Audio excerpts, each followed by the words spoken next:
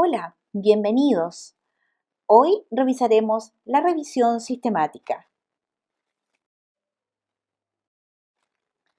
Para comenzar, la revisión bibliográfica no es lo mismo que una revisión sistemática, pero vamos a comenzar primero viendo las semejanzas que pueden existir entre ambas. Ambas son revisiones de la literatura científica sobre un tema. Ambas también son investigaciones secundarias y ambas sintetizan la literatura científica. En forma más detallada, veremos algunas diferencias que pueden existir entre la revisión bibliográfica y revisión sistemática. Con respecto a la pregunta de interés, una revisión bibliográfica no es estructurada y no es específica. En cambio, una revisión sistemática, la pregunta siempre es estructurada y existe un problema clínico bien delimitado. Con respecto a la búsqueda de artículos y sus fuentes, mientras la revisión bibliográfica no es detallada y no es sistemática, la revisión sistemática es estructurada y explícita. Con respecto a la selección de artículos de interés, la revisión bibliográfica no es detallada y no es reproducible, mientras que en la revisión sistemática la selección está basada en criterios explícitos uniformemente aplicados a todos los artículos. La evaluación de la calidad de la información en la revisión bibliográfica está ausente, mientras que en la revisión sistemática es estructurada y explícita. Con respecto a la síntesis, en la revisión bibliográfica a menudo existe un resumen solo cualitativo, mientras que en una revisión sistemática suele haber un resumen cualitativo y o cuantitativo. Finalmente, con respecto a las inferencias, generalmente está basada en la opinión de los autores y o en las evidencias encontradas producto de una búsqueda que no es exhaustiva para la revisión bibliográfica, mientras que para la revisión sistemática está estrictamente basada en la evidencia. Pero recordemos los tipos de fuentes de información científica. Fuentes primarias son las publicaciones nuevas y originales, habitualmente no traducidas. Normalmente nos referimos a los artículos de revistas científicas, que incluyen las tesis de posgrado y libros de bibliotecas, sitios web oficiales, patentes, normas técnicas y leyes. Las fuentes primarias son las más fiables y más precisas. Las fuentes secundarias son aquellas que contienen datos e informaciones reelaboradas o sintetizadas desde fuentes primarias, como por ejemplo resúmenes, obras de referencia, diccionarios o enciclopedia, un cuadro estadístico elaborado por múltiples fuentes, anuarios, diccionarios, entre otros. La ventaja que poseen las fuentes secundarias es que facilita el acceso a las fuentes primarias. Finalmente, las fuentes terciarias son documentos que reúnen nombres y títulos de revistas y otras publicaciones periódicas, las bibliografías, las guías de obra de referencia. La desventaja que poseen las fuentes terciarias es su permanente desactualización. Pero, ¿qué es una revisión sistemática entonces? Es un artículo de síntesis de la evidencia disponible en el que se realiza una revisión de aspectos cuantitativos y cualitativos de estudios primarios, con el objetivo de resumir la información existente respecto de un tema en particular. Los investigadores, luego de recolectar los artículos de interés, los analizan y comparan la evidencia que aportan con la de otros similares. ¿Qué razones justifican elaborar una revisión sistemática? Primero, cuando se quiere determinar el conocimiento existente en un área de interés. También cuando existe incertidumbre en relación al efecto de una intervención debido a que existe evidencia contrapuesta respecto de su real utilidad. También cuando se desea conocer el tamaño del efecto de una intervención y finalmente cuando se desea analizar el comportamiento de una intervención en subgrupos de sujetos. Entonces, resumamos, ¿qué es una revisión sistemática? Son estudios cuya población procede de artículos de casuística ya publicados en revistas indexadas. Se recopila la información generada por investigaciones clínicas de un tema determinado, la cual en ocasiones es valorada de forma matemática a lo que llamaremos metaanálisis. Al final, estos resultados se plasman en conclusiones, a modo de resumen, del efecto de una intervención sanitaria respecto de otra. Se utilizan estrategias que limitan los sesgos y errores aleatorios. Estas se resumen en la búsqueda exhaustiva de todos los artículos relevantes, criterios reproducibles y explícitos de selección, valoración de diseño y características de los estudios y síntesis e interpretación de los resultados. ¿Cuál es la utilidad de una revisión sistemática? Nos permite entonces conocer el estado actual del tema, nos permite averiguar qué se sabe y qué aspectos quedan por estudiar, identificar el marco de referencia, las definiciones conceptuales y operativas de las variables en estudio que han adoptado otros autores. También nos permite descubrir los métodos y procedimientos destinados a la recogida y análisis de los datos utilizados en investigaciones similares y finalmente permite decidir líneas de investigación.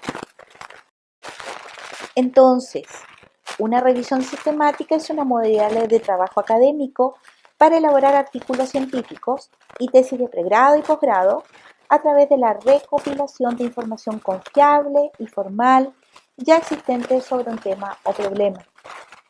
La elaboración de una típica revisión pasa por tres grandes fases: la investigación documental, a través de la lectura y búsqueda en las bases de datos, la selección de artículos en forma objetiva.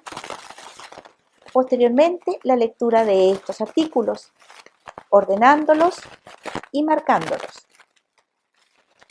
La siguiente etapa corresponde al registro de la información para su análisis y aquí será necesario el uso de planillas de datos, resúmenes y extractos. Finalmente, llegamos a la elaboración de un texto escrito en la cual se utiliza el parafraseo de ideas centrales, la citación bibliográfica, a través de un formato también según la revista seleccionada publicada. Conozcamos los requisitos para realizar una revisión sistemática. Al igual que cualquier otro tipo de investigación, deben ser valoradas en relación con la validez interna, magnitud de los resultados y, por supuesto, su validez externa. Pero, ¿a qué llamamos validez interna?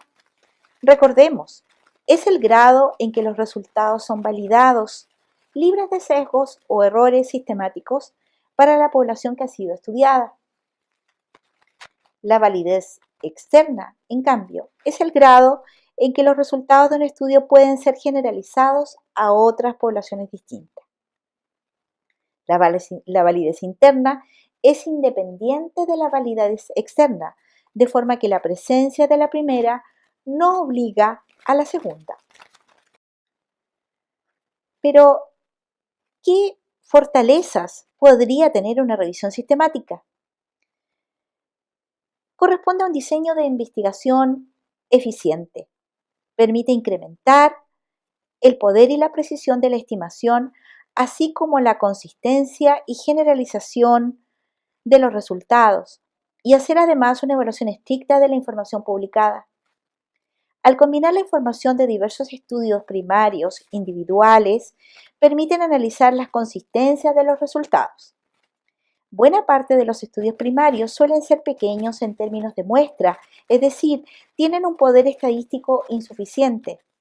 Por lo tanto, integrando estudios que buscan dar respuesta a una misma pregunta, se consigue aumentar el tamaño de la muestra y por ende se incrementa el poder estadístico.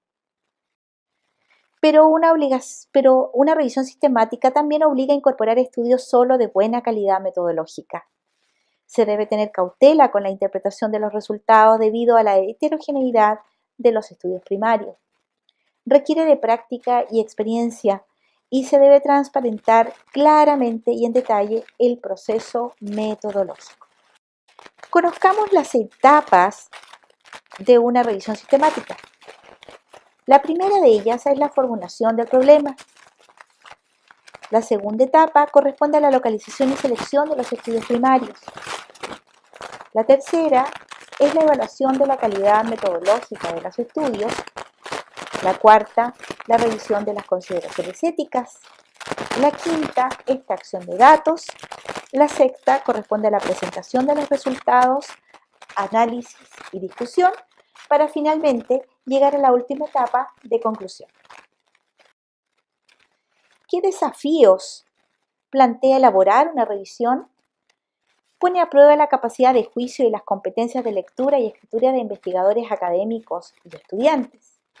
Una revisión supone hacer una investigación documental, condensa un volumen considerable de información procedente de fuentes diversas y divergentes, establece relaciones intertextuales, compara las diferentes posturas frente a un problema y finalmente exige escribir un texto coherente que sintetice los resultados y las conclusiones.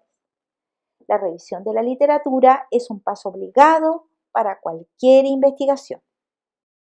Dentro de las exigencias para la selección de artículos de una revisión, no puede incorporarse los artículos de revisiones bibliográficas en una revisión bibliográfica, pero sí puede incorporar estos artículos en la discusión. Es importante tener presente que hoy las revisiones sistemáticas y los metaanálisis son considerados como nivel de evidencia 1 y con un mínimo de riesgo de sesgos. Por ello, son altamente calificados hoy día y los encontramos en múltiples publicaciones de revistas indexadas. Una gran ventaja que tienen las revisiones sistemáticas y los metaanálisis es que no requieren el paso por un comité de ética o una autorización de un comité de ética, lo que definitivamente acorta los plazos de los trabajos y del desarrollo de estos estudios. Dentro de la clasificación de los tipos de revisión sistemática, tenemos para comenzar primero la revisión sistemática descriptiva. Esta proporciona al lector una puesta al día sobre los conceptos útiles en áreas en constante evolución.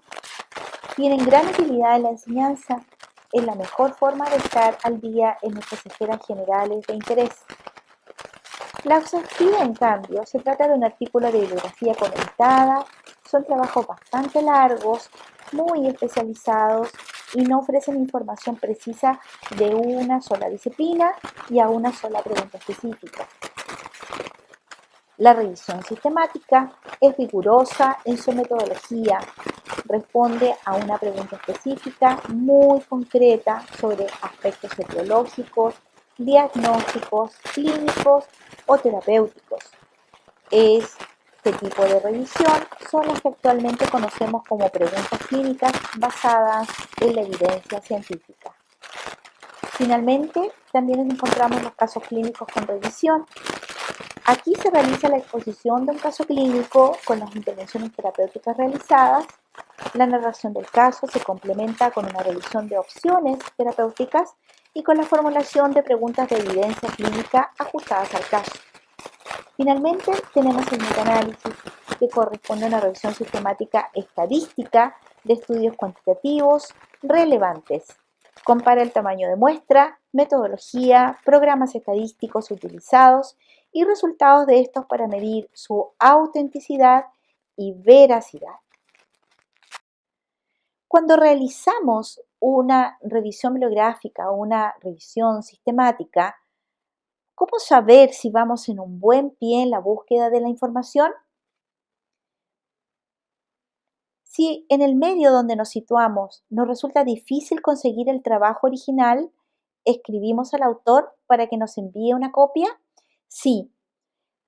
Encontrarás que en todos los artículos publicados, en el nombre de los autores aparecerá, ¿cierto?, la dirección con los cuales puedes comunicarte y enviar y solicitar, ¿cierto?, el envío del artículo completo. ¿La búsqueda de bibliografía ya no me muestra nada nuevo? ¿Tengo claridad en quién o quiénes son los autores más importantes ya dentro del campo de estudio? ¿Tengo claridad en qué aspectos y variables han sido estudiadas? ¿Hay algún investigador que haya estudiado el problema en un contexto similar al nuestro? Si podemos responder con un sí para cada pregunta, es porque hemos hecho una buena búsqueda de información.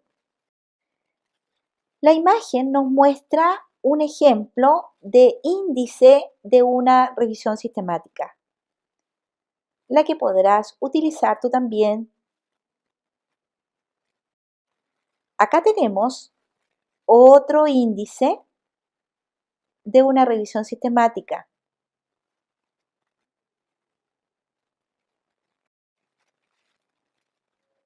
Algunos tips importantes en la confección de las etapas de una revisión sistemática. Además del título, encontramos el resumen, también denominado abstract. Este debe estar confeccionado en presente y pasado. En la introducción normalmente utilizamos el tiempo presente. La metodología utilizará el pasado, la discusión utilizará el presente y finalmente la conclusión también en tiempo presente. Pero veamos las etapas en detalle. Lo primero es confeccionar una pregunta investigativa. Aquí se contextualiza el problema y se plantea la pregunta de investigación. Luego de eso, realizamos una búsqueda bibliográfica intensa y sistemática. El título es algo importante también a tener en consideración. Este debe ser breve de la temática que se trabajará en el artículo, por lo que tiene que contar con las palabras precisas para cumplir su propósito. La recomendación es que ojalá no sean más de 15 palabras. Debe ser llamativo, claro, exacto y visible para posibilitar su búsqueda y ubicación de forma ágil en diferentes bases de datos. Sin embargo, el título puede ser confeccionado al finalizar tu trabajo. Continuamos con el resumen o abstract. Por lo general, no debería contener más de 250 palabras como máximo. Debería contener objetivo, propósito, metodología, resultados, conclusiones y debe contener además los descriptores utilizados, ya sea en español o en inglés. El abstract no lleva citación bibliográfica. La siguiente imagen te muestra un artículo publicado en una revista indexada, ¿cierto?, que contiene un abstract integrando todos los elementos que acabamos de mencionar. Contienen el objetivo, la metodología en detalle, ¿cierto?, en la cual aparecen descrita en forma explícita el número de artículos y también el origen de las bases de datos de las cuales se obtuvieron estos artículos. Finalmente, los resultados y las conclusiones. Si tú te fijas en la parte final, encontrarás los descriptores utilizados para la búsqueda de la información. Continuemos. Dentro de la etapa de revisión sistemática, encontraremos también a continuación la introducción, la cual debe ser breve, y el autor aquí muestra la relevancia del problema sobre el cual está investigando y formula claramente la pregunta hacia la que ha enfocado su trabajo de investigación documental. Esta sí debe llevar citación bibliográfica. Para continuar con el material y método, es fundamental describir claramente y en detalle el procedimiento desarrollado para la localización, selección, análisis y validación de las fuentes consultadas. Debe contener claramente los criterios de inclusión y exclusión.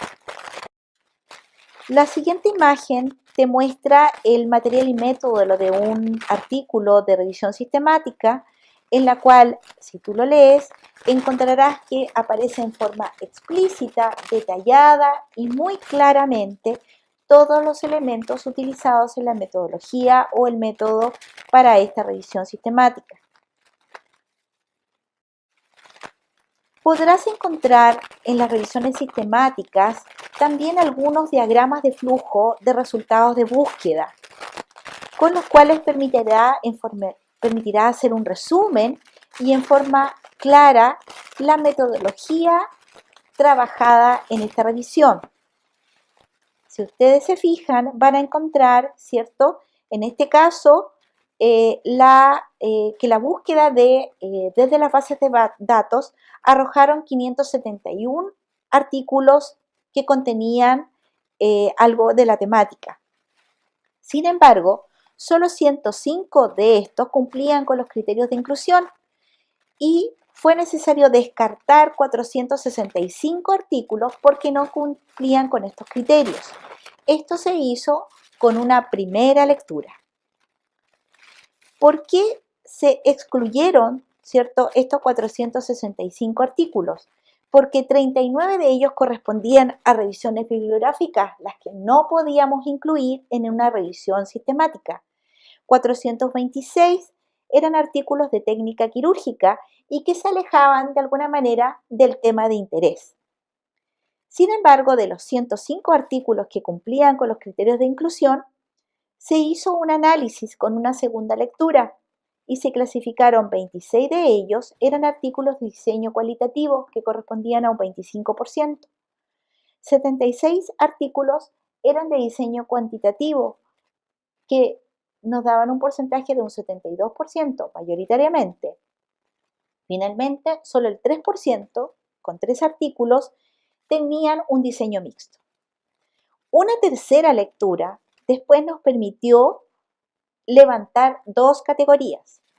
Artículos que abordaban el riesgo de la mujer, en este caso histerectomizada por causa ginecológica, de sufrir alteraciones emocionales y disfunciones sexuales post-cirugía, que correspondía a un 39% de los artículos, mientras que el 61% nos abordaban la importancia de recibir además apoyo emocional y de educación sexual durante el proceso de recuperación como medida preventiva y o tratamiento.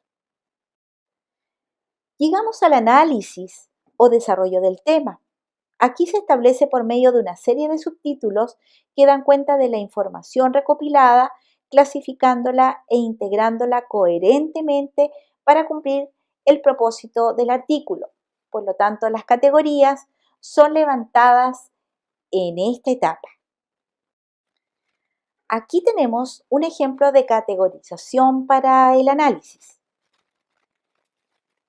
Podrás utilizar cronologías, semejanzas, diferencias, comparación, complementación, de acuerdo obviamente a la temática de interés. Esta imagen nos muestra el orden estricto que debe seguirse para el análisis de los diferentes artículos. Aquí tenemos los artículos que fueron clasificados en una planilla en Word, ¿cierto? Que nos muestra en este caso los autores, la población, ¿cierto? La metodología o intervención y los resultados de cada uno de los artículos. La siguiente imagen nos muestra el trabajo en una planilla Excel, en la cual se fue completando con cada columna, ¿cierto? A través de la lectura de cada uno de los artículos.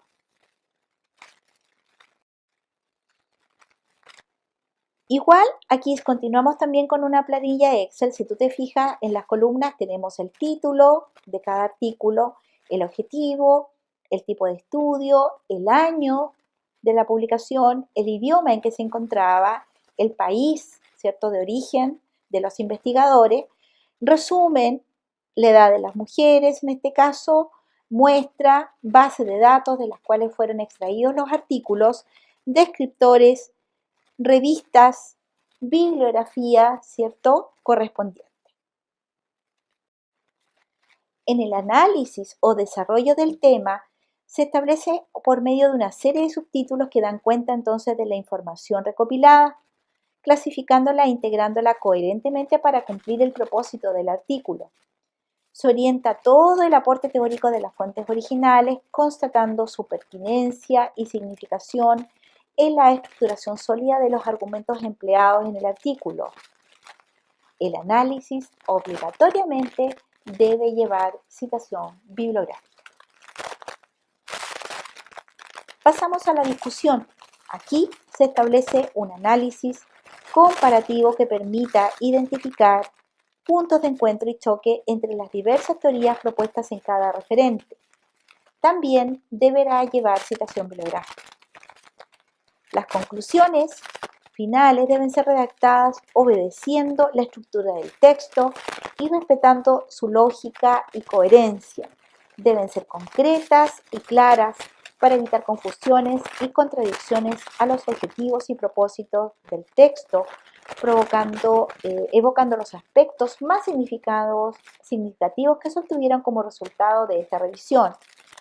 Las conclusiones no llevan citación bibliográfica.